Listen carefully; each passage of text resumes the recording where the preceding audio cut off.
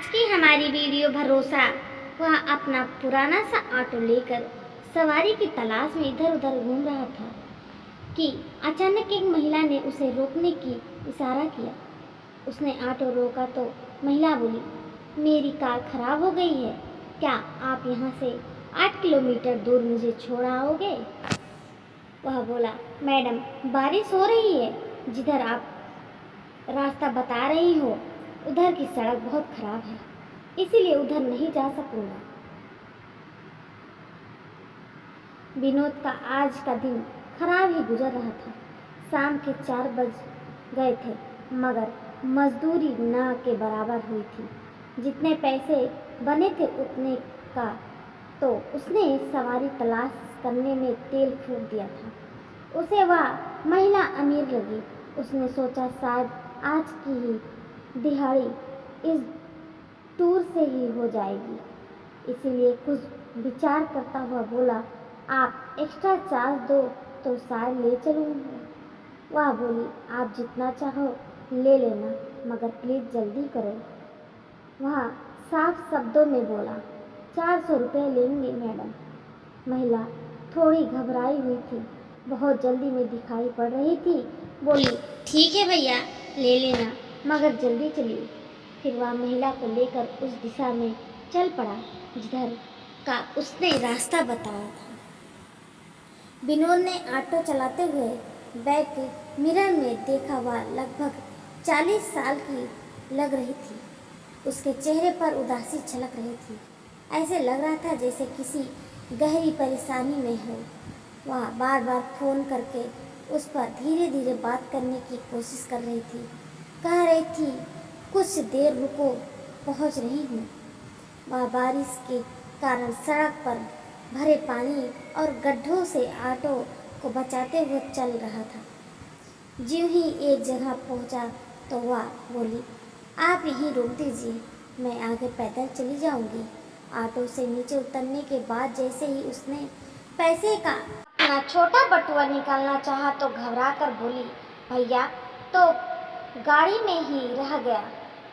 आप ऐसा कीजिए, अपना नाम और एड्रेस बता दीजिए, मैं घर पहुंचा दूंगी।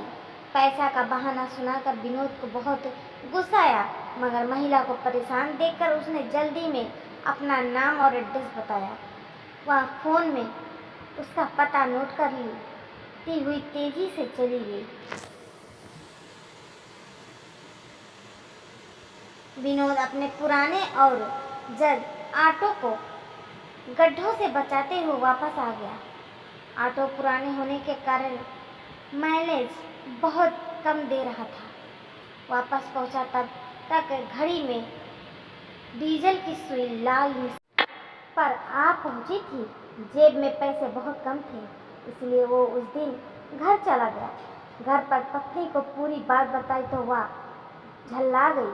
बोली, मूर्ख इंसान, ऑटो के किराए की उधार नहीं होती और तुम तो एक अनजान औरत से उधार कर आए हो। देख लेना, वह एक पैसे भी नहीं देगी। वह बोली, वह बहुत परेशान दिख रही थी और उसके पास पैसे भी नहीं थे। जबरदस्ती कैसे करता? पत्नी बोली, पैसे नहीं थे तो ऑटो में बैठाया ही क्यों था? एक तो ये कबाड़ा ऑटो खरीद लाए हो, ऊपर से दरिया दिल्ली दिखा देते हो, ऐसे कैसे घर चलेगा? विनोद बेचारा चुप हो गया। वह जानता था पत्नी उसे तब तक खरी खोटी सुनाएगी जब तक वह महिला पैसा नहीं दे जाती। फिर दिन गुजरने लगे, ना वह महिला आई और ना उसने पैसे भेजा। फिर भी ना जाने क्यों विनोद को भरोसा था कि एक दिन उसके 400 रुपये जरूर आएगा। एक दिन सुबह सुबह वह अपने खटारा ऑटो को लेकर घर से निकलने ही वाला था कि एक नया ऑटो उसके घर के सामने आकर रुका और उसे चला रहा व्यक्ति ऑटो से उतरा और विनोद से बोला, भाई साहब ये एड्रेस बताना कौन से घर का है? विनोद ने एड्रेस देखा तो बोला, भाई ये एड्रेस मेरा ही घर का है, मैं ही विनोद हूँ। वह व्यक्ति विनोद को ऑटो की चाबी देकर बोला, ये ऑटो आपके लिए किसी ने खरीदा है। लो चाबी संभालो और शाम को अपने डॉक्यूमेंट्स लेकर आ जाना ताकि तुम्हारे नाम ऑटो का कागज़ बन सके। फिर वह व्यक्ति विनोद को एक पर्ची और चाबी देकर चला गया। विनोद ऑटो को स्टार्ट करके घर में अंदर लाया गया।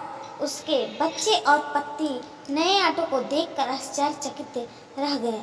विनोद ने उसे पर्ची को खोला तो उसमें लिखा था, भाई साहब, मैं वही औरत हूँ जिसे अपने उस दिन बरसता में शहर के बाहर की बस्ती में छोड़ा था। आपके ही कारण मैं अपने पिता के अंतिम दर्शन कर सकी, इसलिए मैं आपकी कर्जदार हूँ।